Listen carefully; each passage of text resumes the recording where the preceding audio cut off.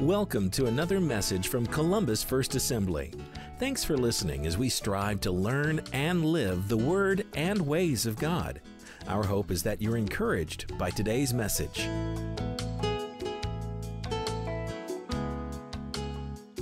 This week in my study and in my reading, I read a story in the Fellowship of Christian Athletes devotional, one of their devotional. And it was about a man by the name of Eric. Eric was a finely tuned football player who went to battle for his team every Friday night. Evan loved football, and the team played hard. It came up to that game where they were going to be playing against their rival, their crosstown rival, their rival who every year it was the battle. Well, this crosstown team actually had one of the best quarterbacks in the state that year, and he was having a fantastic year. So the game is just getting underway. Evan is playing defense at this time, and the coach comes to Evan, and he looks at Evan, and he says, "Evan, look for your opportunity. I don't care when, I don't care what it takes, but you take out that quarterback. You take him out." And at that moment, Evan, first of all, was a bit surprised, but had a decision to make. What was he going to do? Evan thought quickly, and he looked at his coach. Let me quote to you what he said.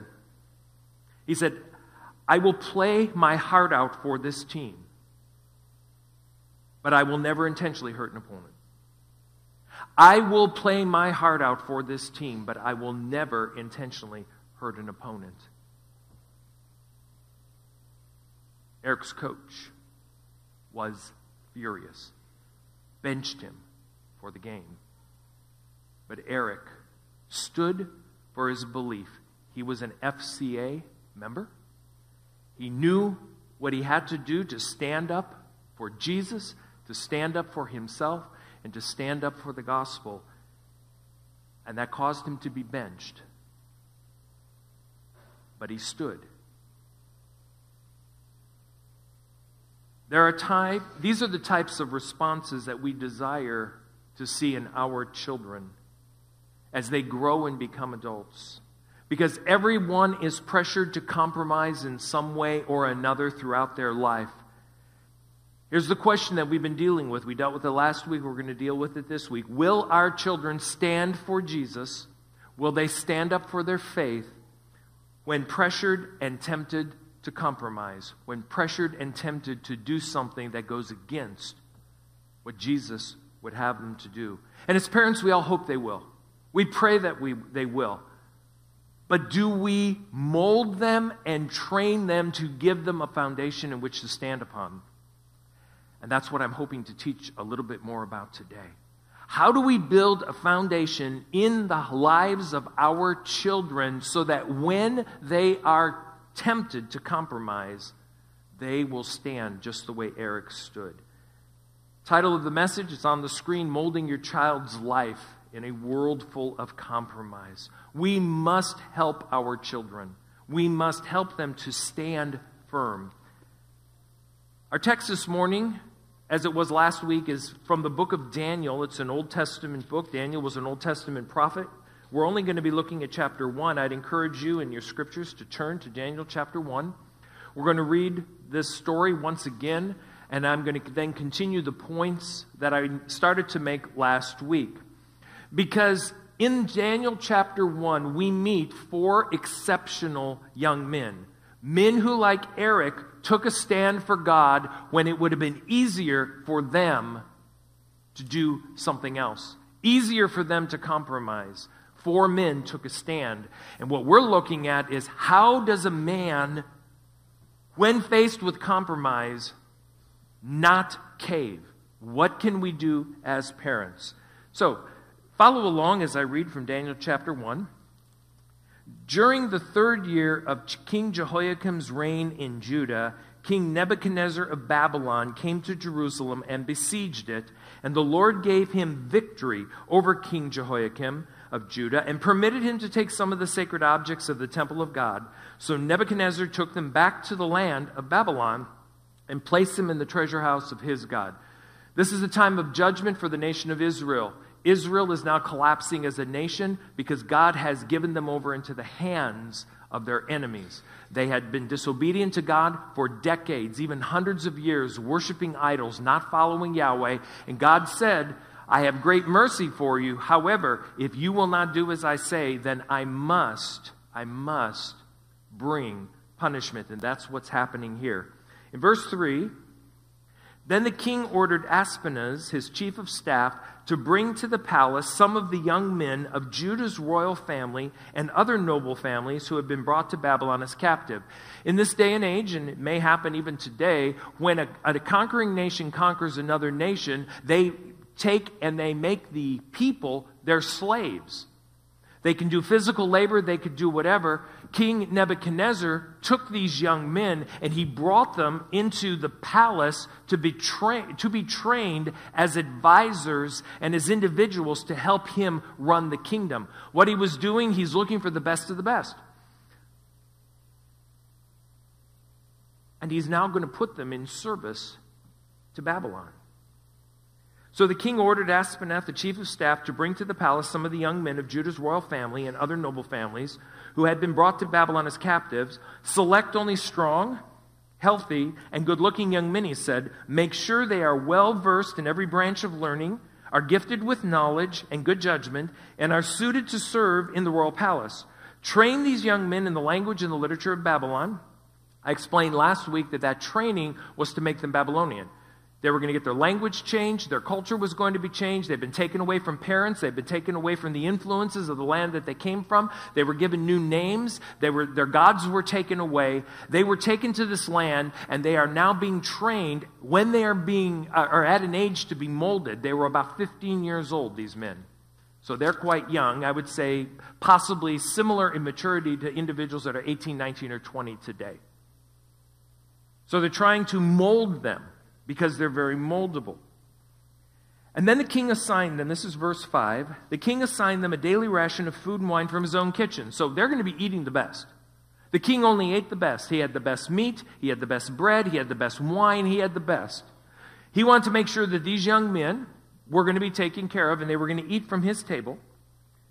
And they were to be trained for 3 years, and then they would enter the royal service. And in verse 6, now we're introduced to 4 of these men. There were more. There might have been dozens that were brought in and were served the food and were being trained. But we're told of about 4 of them because these 4 are exceptional. These 4 took a stand. Daniel, Hananiah, Mishael, and Azariah were 4 of the young men chosen from all from the tribe of Judah. The chief of staff renamed them with these Babylonian names. Daniel was called Belteshazzar, Hananiah was called Shadrach, Mishael was called Meshach, Azariah was called Abednego. But Daniel was determined not to defile himself by eating the food and wine given to them by the king. Very possibly the meat was offered to idols. Very possibly it was meat that was not part of his diet growing up. God said there are some animals you may eat, and there are some animals you should not eat. He was determined not to defile himself by eating the food and wine given to them by the king. So he asked the chief staff for permission not to eat these unacceptable foods. Now God had given the chief of staff both respect and affection for Daniel, but he responded, I'm afraid of my lord the king, who has ordered you to eat this food and wine. If you become pale and thin compared to the other youths your age, I'm afraid the king will have me beheaded. And Daniel spoke to the attendant who had been appointed by the chief of staff to look after Daniel, Hananiah, Mishael, and Azariah. Please test us for 10 days on a diet of vegetables and water. Daniel said at the end of 10 days, see how we look compared to the other young men who are eating the king's food. Then make your decision in light of what you see. The attendant agreed to Daniel's suggestion and tested them for 10 days. And at the end of the 10 days, Daniel and his 3 friends looked healthier and better nourished than the young men who had been eating the food assigned to them by the king. So after that, the attendant fed them only vegetables instead of food and wine provided to the other young men. God gave these 4 young men an unusual aptitude for understanding every aspect of literature and wisdom, and God gave Daniel the special ability to interpret the meaning of visions and dreams. Daniel, Hananiah, Mishael, Azariah took a stand. Weren't arrogant about it. They asked permission to do it, but they took a stand. See, the king could take them out of their country. The king could take them away from their families. He could change their names, but they decided that they would still honor and obey and serve the God Yahweh. Now think about it. Their nation has fallen. The nation that God said he would protect. They have been taken hundreds of miles away to another land. They have an opportunity to live a decent life, a really good life, eating the food of the king, living in the palace. Yet they said, no, we will still serve Yahweh. This could have meant that they would have been taken and made slaves, possibly sent to a work pit. Possibly they could have lost their lives. God protected them, but they took a stand. How do 15-year-old men, how would an 18, a 19, a 20-year-old man, taken away from their family, taken away to a land, as I suggested last week, it could be very similar to sending your kid across country to go to school on the East Coast or the West Coast, or even to go to school 45 miles away in Bloomington. Because when they get there, they are going to now be in a situation where molding is going to take place. Professors are going to attempt to mold their thinking. Some of it good, some of it not good. Fraternities and sororities are going to try to mold them in other ways. If it's a party school, the whole atmosphere of the school is going to try to mold them into someone who is a party person. With this molding going on, would your child, would my child be like Daniel and his friends, or be like Eric and say, no, we're still going to serve God? How can we as parents do that? Because here's my assumption. Because the question is, where did these men get this kind of faith? Where did these men get this kind of faith? It is my contention, and I believe that the Scripture backs it up, but I cannot point you to chapter or verse. It is my contention that it came from their parents and other leaders and teachers in Israel who were molding them to be men of integrity, men of faith, men who believe in Yahweh, and men who choose to follow God no matter what. So what did the parents do to impart such faith, courage, and integrity into the lives of these men? And here's our question. Hopefully you have a bulletin. This question's in the bulletin. What can I do so that when my child is faced with the pressure to compromise, he or she stands firm? You say, well, Pastor, my children, I don't have any. I'm single. Put these things in your life now because you'll use them later. You say, well, Pastor, my kids are older. They've already made a lot of decisions. They're out of the house. Put these things in your life now because you still have influence on your children. But the younger that you can do this, if you're a young parent this morning, if you are a grandparent who has strong influence in the life of a grandchild, make sure these things are a part of your life.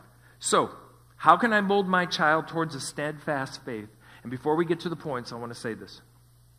Parents, grandparents, singles, look at me for a second. You can do it. God doesn't ask us to do something. He doesn't instruct us on how to do things that can't be done. I know it seems like it would be difficult, but let's take the example of Daniel and his friends. They were removed from their nation. They were put into another culture. They're slaves. They don't have a choice. Yet they still stood for God. Later, as we study Daniel, and we're studying Daniel on Wednesday night. If you come on Wednesdays after the Dave Reaver presentation, we're going to take a look at Shadrach, Meshach, and Abednego in the fiery furnace, Daniel in the lion's den, because they stood later in their lives to the point of possibly losing their lives. This is a point that I'm going to make on Wednesday night. I'm going to say it today because I'm working on multiple messages. Listen to me. Young people, listen to me. Teenagers, listen to me. The only way you will stand in a situation where the compromise is so big upon you is that you stand in smaller times of compromise. You will never be able to stand like Shadrach, Meshach, and Abednego did, being thrown into a fiery furnace and said, listen, king, if we burn, that's fine, but our God is able. or Daniel who's going to be tossed into a den of hungry lions. You cannot stand if you don't stand on other issues earlier in your life. You will never stand like Eric did when his coach is there at a critical game. He's surrounded by the other 50, 60 members of his football team. The pressure is on to win this game. The coach who has been influencing and investing in his life is saying, take the quarterback out. And let's just face it, we all know that is not an uncommon request sometime in sports. How does somebody like Eric stand and say, no, I will not take out that quarterback. I'll play my heart out, but I will not purposely injure another player when the coach is in his face? How does he stand? Probably because he stood other times. He stood when he had an overnight at a friend's house, and the movie was inappropriate, and all the friends were laughing at him that he might not want to watch this film, but he took a stand. He took a stand when he had an opportunity when he didn't study for a test. And he had the opportunity because he was well-liked and people didn't want him to fail, but he took a stand and said, no, don't help me. I'll just go ahead and take whatever grade I get.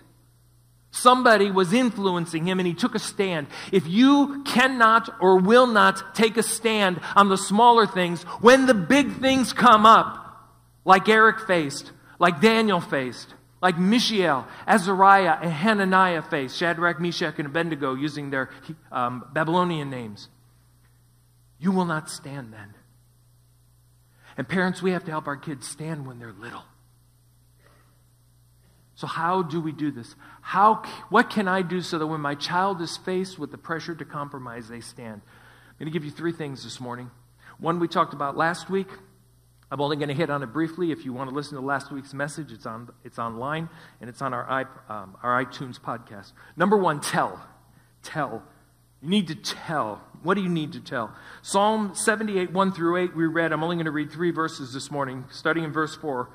We will not hide these truths from our children. We will tell the next generation. They're going to tell the truths about God. We will not hide these truths from our children. We will tell the next generation about the glorious deeds of the Lord, about His power and His mighty wonders. He commanded our ancestors to teach them. What was He commanding the ancestors to teach? To teach the ways of God, the law of God, the stories of God. He commanded our ancestors to teach them to their children, so the next generation might know them, even the children not yet born, and they in turn will teach their own children. God's plan is for the truth of Him, the truth of the Word of God, the truth of our faith is going to be from one generation to the next generation, to the next generation, to the next generation passed on. So we tell. What do we tell? This was my suggestion to you. Tell your story. Tell your story to your children. Tell how you got saved. How did God touch you? What were you like before you found God? Some of you have stories you are embarrassed about. You don't really want your children to know those stories. They need to hear your stories because they see you now as a Christ follower. They see you now as committed. Do they know what you were like before? Tell your story. Tell how you got saved.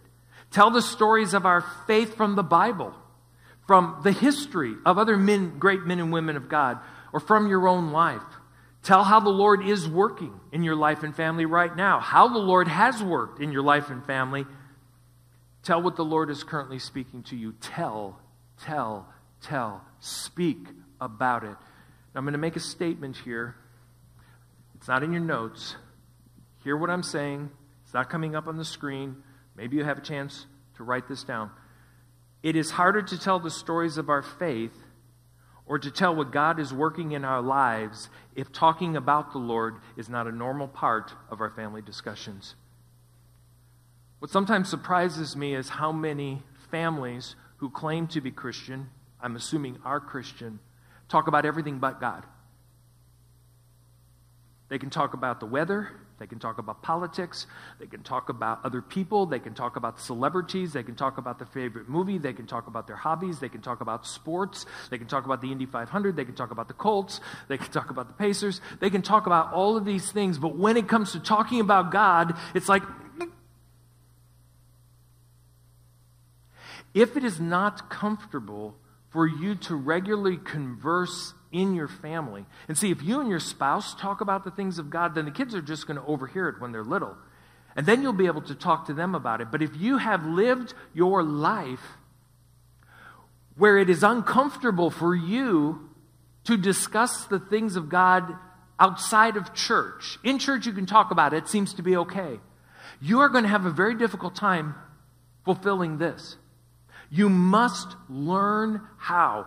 And it might be awkward if you've never done it before, but you must learn how to tell, because you must learn how to comfortably talk about the things of God.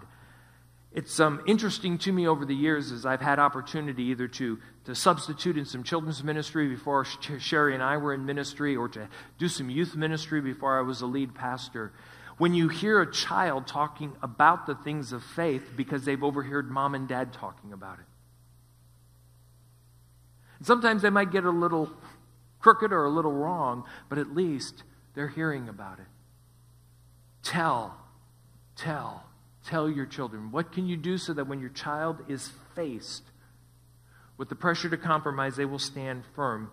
You will tell. And you need to tell them often.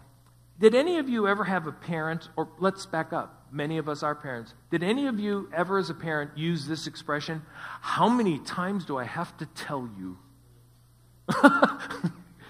How many times do I have to tell you, wash your hands after you use the bathroom? How many times do I have to tell you, don't drink from the milk carton or the orange juice carton? How many times do I have to tell you to say thank you? How many times do I have to tell you to put your napkin in your lap? How many times do I have to tell you? How many times? Because it takes a while before the kid gets it. The same thing happens with the things of faith. Don't be so concerned that you tell the story again, or you tell them this again, or you tell them that again, because it takes a while for children to get this. So we need to tell. Number 2, now we're moving forward. Number 2, we need to train. Telling is a part of training, but training is a little bit different. Proverbs 22:6 says, train up a child in the way he should go, and when he is old, he will not depart from it. When we train properly, it impacts our children. I was talking to Casey, and I've also talked to Christy about this. They have a puppy. And the puppy has not been the best of dogs. Anybody who's raised a puppy, it's not them. It's not that they got some kind of a weird dog. That's just what happens with dogs. And do you know what they're doing with their dog? They are helping the dog learn through training. Because they don't want this dog to be demonic its entire life. And I use that term because that is what Christy said. This is a demon dog. And now she's embarrassed. Hey, Christy, you told me. But okay, you weren't the only one, because Casey said it's a demon dog too. Listen, we've had puppies. They're all demon dogs. They're all demon dogs. But the thing about it is, as you train this dog, and you teach it, and you work with it, all of a sudden you end up with a pet. You end up with a pet that when it gets sick, and you have to take it to the vet, and the vet encourages you to put it to sleep, you grieve for days. But if it was still a demon dog, you wouldn't grieve.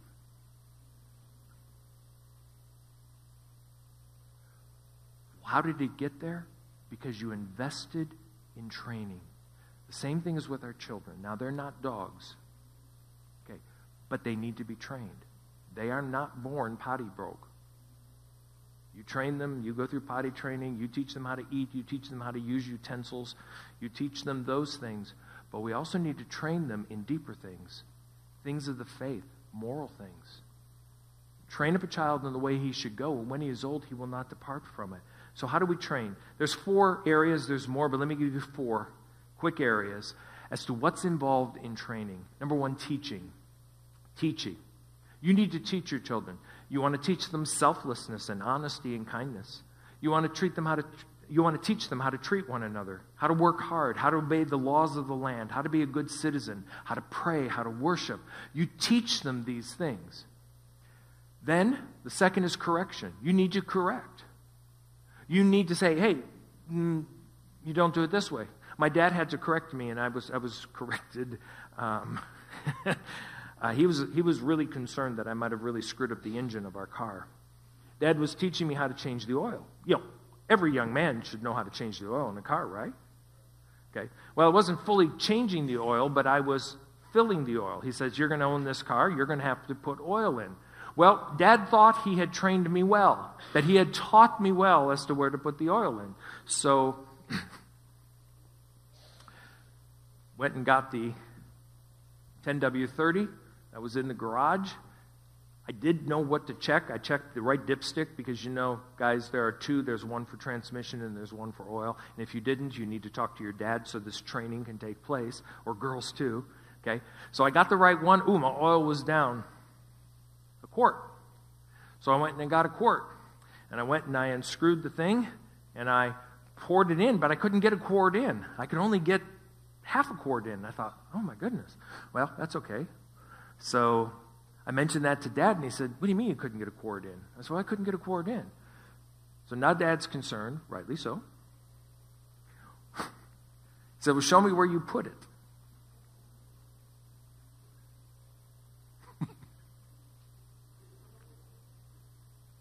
The brakes.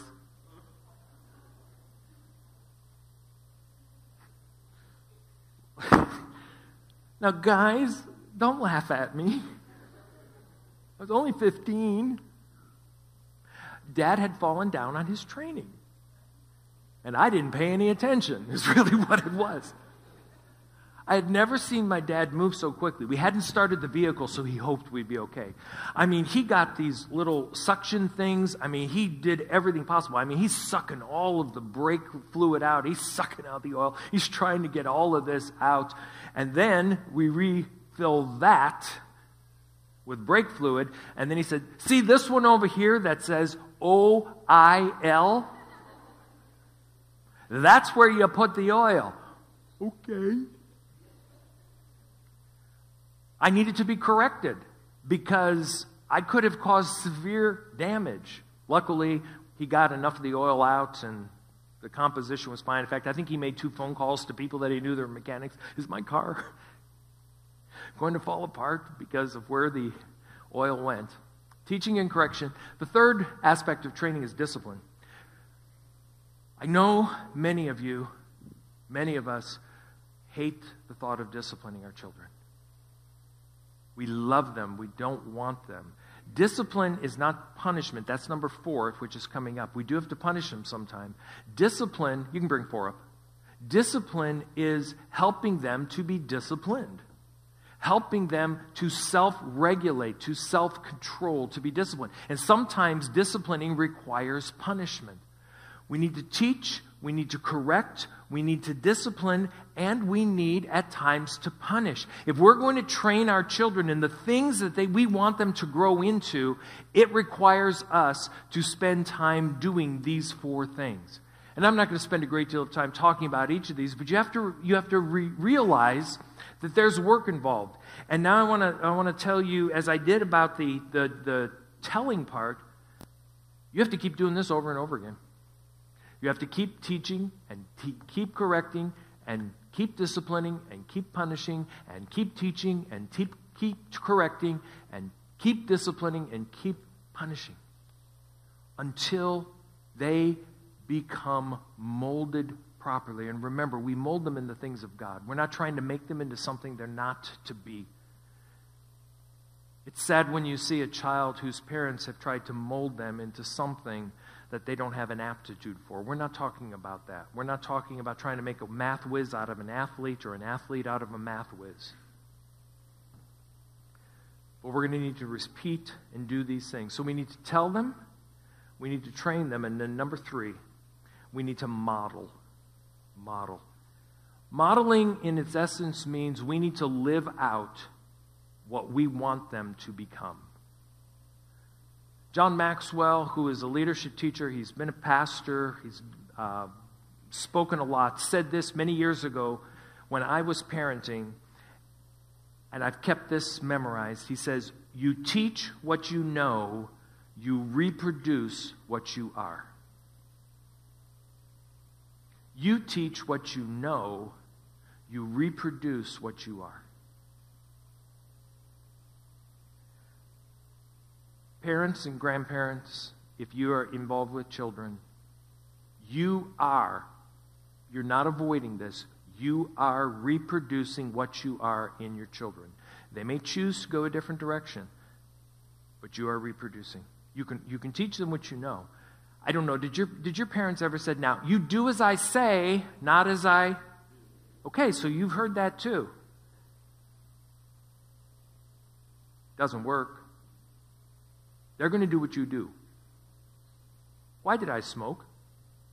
My dad smoked. Why did I move from cigarettes to a pipe? Because my mom said she thought a pipe was sexy. And I thought, well, if my mom thinks a pipe is sexy, then these other girls that I'm trying to attract, because I certainly wouldn't care that my mom thought a pipe was sexy, but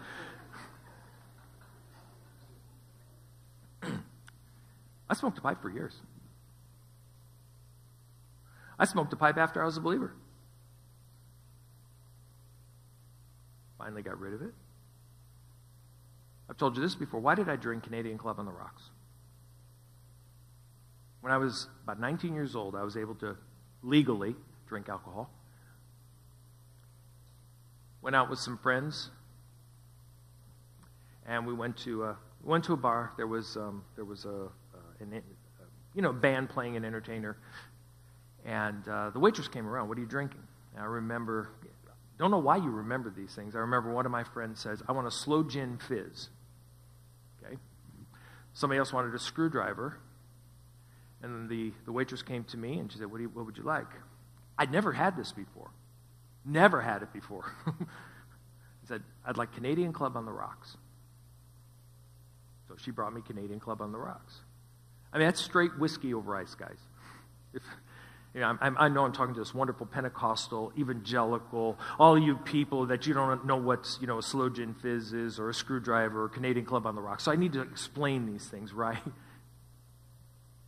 course, I'm with my friends. My other buds, they're 18, 19 years old. Of course, a slow gin fizz is slow gin over, sweet pop and those type of things. A screwdriver has orange juice in it. It's easier to get those things down, vodka and orange juice. Canadian Clubs on the Rocks is straight whiskey. And I took my first sip, and it burned. Oh, did it burn. And, of course, I'm in front of my friends here, and I don't want the tears to be coming down or the gagging or the choking, so I swallow, and, ooh, that goes down good. That's what I said. Now, you say, well, why would you even consider drinking Canadian Club on the Rocks? Why didn't you do Jack Daniels? Because Dad drank Canadian Club on the Rocks. And I heard Dad say this. Dad says, Canadian Club on the Rocks is a man's drink.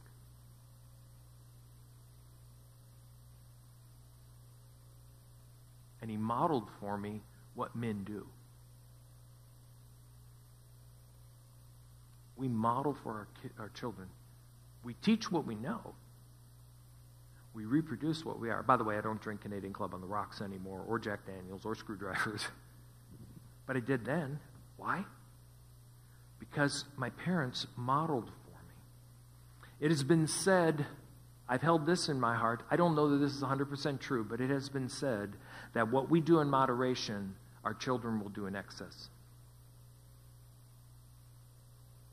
You ever wonder why your kids seem to be doing things that are worse than? Very often, those things that you allow in your life, especially as believers, that you do in moderation, the media that you watch, the movies that you watch, your kids will take it one step farther.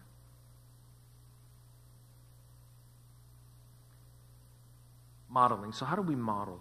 In the book of Deuteronomy, here's some verses that God gave through Moses to the people of Israel. He said, repeat, and what it was is these commands. Repeat these commands again and again to your children. So this is about the telling, but listen to what it says. Talk about them when you are at home, when you're on the road, when you're going to bed, and when you're getting up. It's like all day long, let this be a part of your lives. Talk, teach, model all day long. Every day, all day, we are modeling to our children how to live for God. Which means, and this is why I said singles, before you even have kids, start living right now, because when you have children, it's going to be harder for you to pull it back the way it should be. A lot of singles think that they can live any way that they want now, but when kids come along, then they're going to finally get their life together. It's going to be far harder. Live properly now. Live properly now. I want to share with you something that I read recently in a book. And this is not necessarily a Christian book. It's a secular book. This quote is in your bulletin coming up on the screen. Sociologist Cody D. Delesteri explored the most recent scientific literature for Atlantic Monthly, the magazine, and discovered, and listen to this, discovered that the single most important element in raising kids who are drug-free, healthy, intelligent, kind human beings is frequent family dinners. The most important predictor of success for an elementary age children is frequent family dinners. The primary factor in shaping vocabulary for younger children is frequent family dinners. The key variable most associated with a lower incident of depressive and suicidal thoughts among 11 to 18-year-olds is frequent family dinners. Now think about it. I just want you to think about this. If frequent family dinners can have such an impact on the development of a child, what will a devoted, passionate life of following Jesus Christ have on the same children?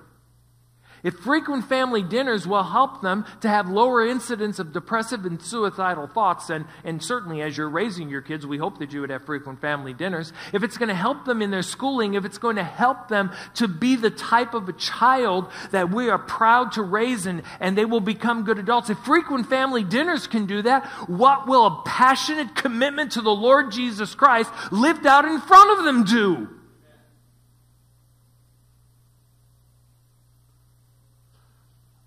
When I said you can do this, folks, you can do this. Yes, it takes time and it takes effort and it takes discipline and it takes consistency. But this is not stuff you can't do. All of us can tell. All of us can train. And all of us can model. And it's not just the modeling in the home, parents.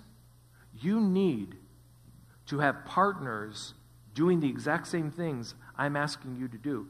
I don't believe that Daniel and his friends were only fully impacted by the parents. They were also raised. They went to school. They were impacted by other Jewish leaders. They were impacted by others who invested in them so that when the time came, when they were captured and slaves, they could stand for the Lord. It can be done. We as a church need to model, but you as parents, you need to partner with us.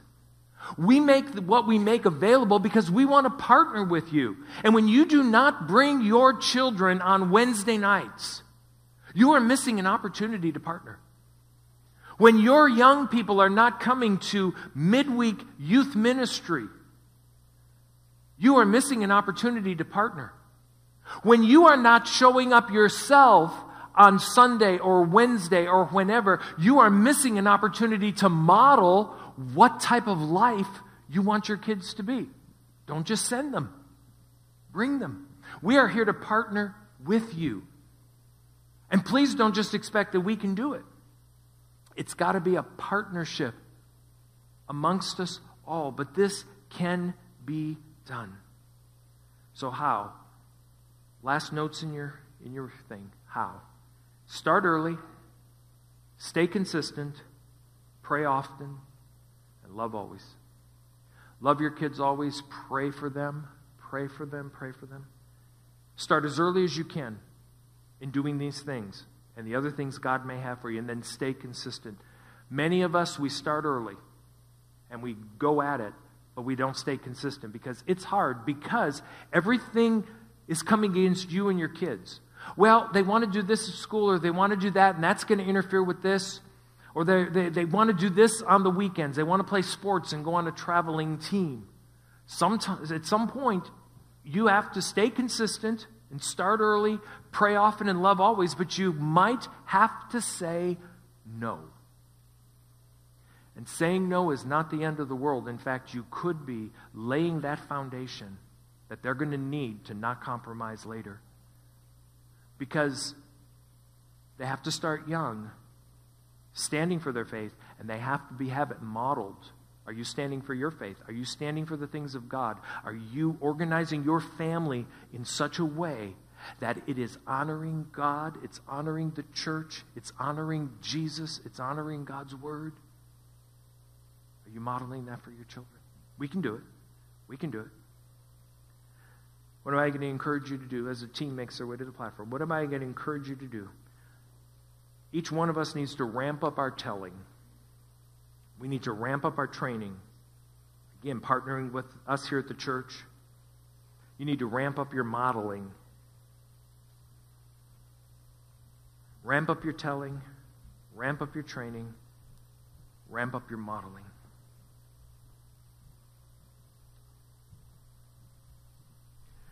I've been wrestling with whether to share this next bit with you today. Next week, we're not going to be talking about Daniel, but I am still going to be talking about parenting next week. But I think I've got a little time, and I think this is important to hear.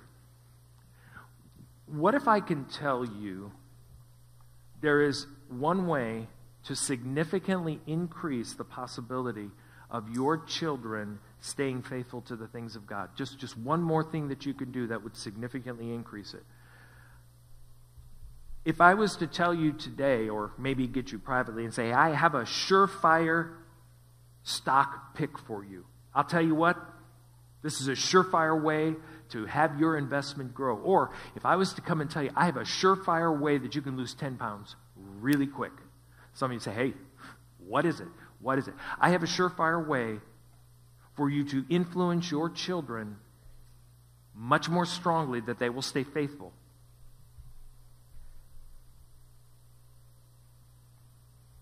And there's research on this. And I don't have all the research for you, but next week I'll take the time and give you some of the websites that have this research. You can Google it yourself. Here's a surefire way to help increase. Remember, this is not going to keep it that way. It's not that other people don't do it without this, but this has been shown through research over the years. It is the disproportional impact fathers have on passing on of faith, or the disproportional impact fathers have on the not passing on of faith. I'm not trying to put guilt on anyone or put a lady who is trying to raise a child in the faith and they don't have a spouse that's helping.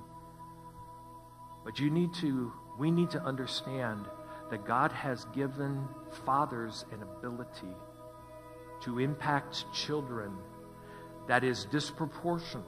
Now, again, if the father and the mother aren't combined together, that changes things. Let me just read to you one quote. This is from the Forming Faith. It's a blog. And this quote is taken after a bunch of research was done. And again, I'll give you research next week. I'll put it in the bulletin. But just this quote. The passing on of faith from generation to generation is most powerful and effective when and where mothers and fathers partner together. That is the most effective. When and where mothers and fathers partner together in living out and sharing the Christian faith with their children. In this, both genders play a vital and important role, though somewhat differently and distinctly, it seems. There is a disjunction in faith formation that arises when dads are either not persons of faith themselves or are reluctant to live into the calling that God places upon them as Christian fathers. There is a disproportional influence that fathers have in the not passing on of faith, even if the mother is very passionate. That doesn't mean the father is not a believer, but if they are not living it out regularly, the odds of the child remaining faithful significantly decline, the research shows. Same thing, if the fathers are passionate about following the ways and the things of God, there is a disproportional influence in children remaining faithful.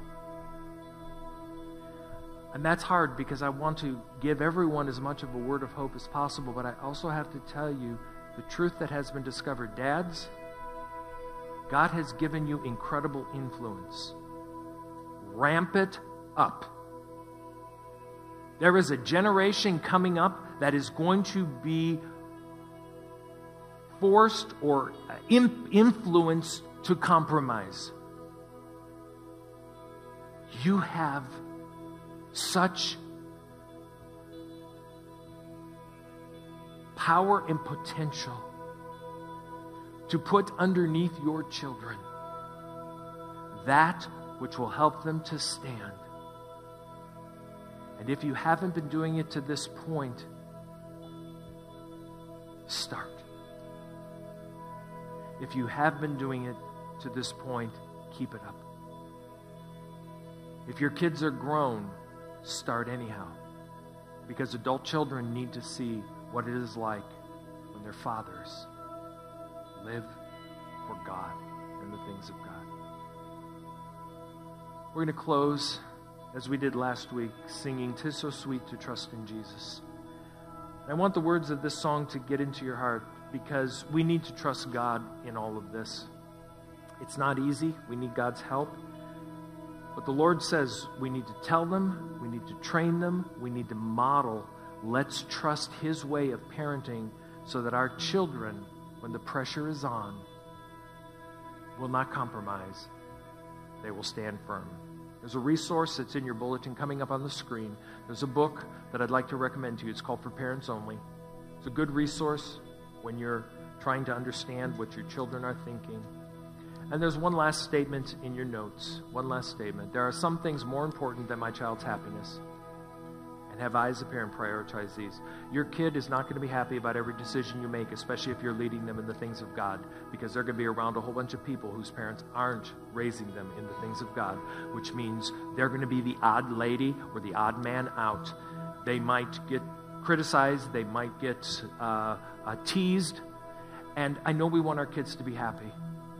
But there are some things more important than your child's happiness. May I say it's your child's salvation.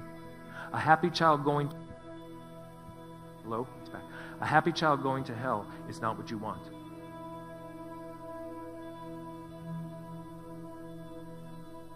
It takes us as parents to step forward, step up, and sometimes to say no.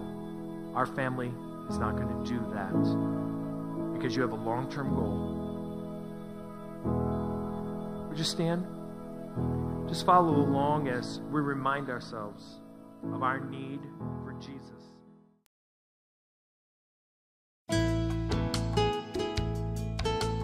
You've been listening to a message from Columbus First Assembly. We hope that you've been encouraged in your spiritual journey. If you are not part of a local church and would like to attend one of our regular services, our church is located at the corner of 10th and Iowa Street in Columbus, Indiana.